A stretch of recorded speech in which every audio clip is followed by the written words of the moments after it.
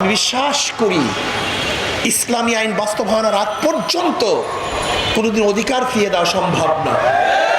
আমি একটা প্রশ্ন করতে চাই, যারা মনে করেছেন যে ধর্মনিরপেক্ষবাদ প্রতিষ্ঠিত হলেই হিন্দুরা মুক্তি পাবে, খ্রিস্টানরা মুক্তি পাবে, আমি আপনাদের কাছে প্রশ্ন করতে চাই, এই 53 বছর তো ইসলামী হুকুমত ছিল না, আপনারা কি মুক্তি পেয়েছেন?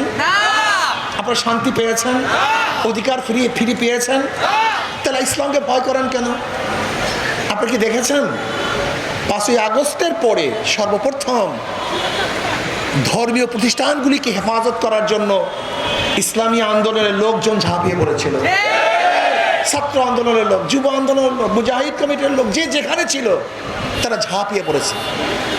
এখন প্রশ্ন করতে পারেন, মসজিদ পাহারা দেওয়ার প্রয়োজন হয় না, মন্দির পাহারা দেওয়ার প্রয়োজন হবে কেন? আসলে মসজিদ নিয়ে কেউ রাজনীতি করে না, কিন্তু মন্দির নিয়ে হাজার মানুষ রাজনীতি করে। মনে রাখতে হবে,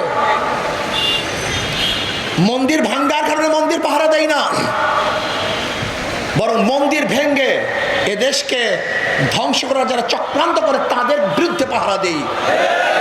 এদেশে কোনো মুসলমান মন্দির ভাঙ্গে না, এদেশে কোনো খাঁটি মুসলমান মন্দিরে আঘাত করে না, কিন্তু যারা প্রতিমা ভেঙ্গে, মন্দির ভেঙ্গে বারবার রাজনীতিক অস্থিতিশীল পয়দা করতে চেয়েছে, সৃষ্টি করতে চেয়েছে, আমরা তাদেরকে পাহারা দেই যে তোমাদের লোক যারা মন্দির ভেঙ্গে এই দেশকে ধ্বংস করতে না পারে, এর জন্য পাহারা দেই। চাঁদা মুক্ত হয় এদেশ, ডাকাতি মুক্ত হয় এদেশ, মিথ্যা মামলা মুক্ত হয় এদেশের প্রত্যেকটা মানুষ অধিকার ফিরে পায়। কিন্তু আমরা কি দেখলাম 5ই আগস্টের পরে যেই কারণে মানুষ জীবন দিয়েছে, রক্ত দিয়েছে, সেই জুলুম অত্যাচার আবারও শুরু হয়ে গেছে। সেই অত্যাচার আবারও শুরু, জ্বালাও পোড়াও, দখলদারি, চাঁদাবাজি, মিথ্যা মামলা। না, বাংলাদেশের জনগণ আর চাঁদাবাজি দেখতে চায় না। হয়রানিমূলক কোনো মিথ্যা মামলা হবে, এইটা আমরা দেখতে চাই না। আমরা চাই মানুষের শান্তি, মানুষের কল্যাণ, মানুষের মুক্তি। নির্বিঘ্নে মানুষ ঘুরবে, হাঁটবে, চলবে।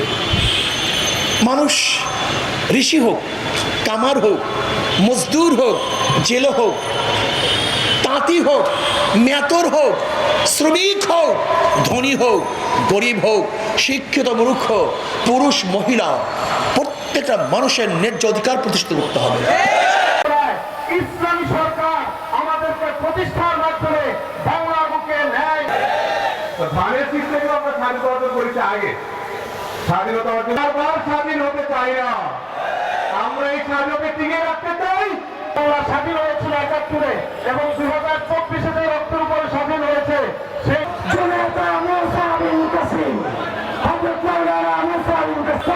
আন্তরিক মোবারকবাদ জানাই। জাতীয় অনুমোদন আপনারা জানেন, দেশের বীর মুজাহিদ সংগ্রামী কর্মী ভাইয়েরা সবাই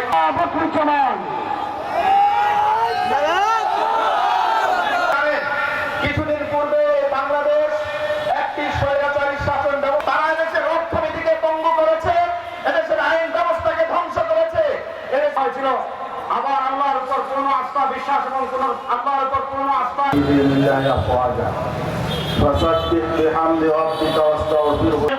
সতর্ক থাকা উচিত এবং অবশ্যই জাগ্রত।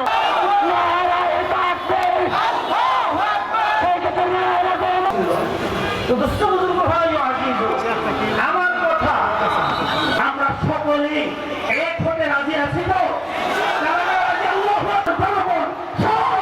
আশা করি আমি ইনশাআল্লাহ ইসলামী আন্দোলনের সাথে।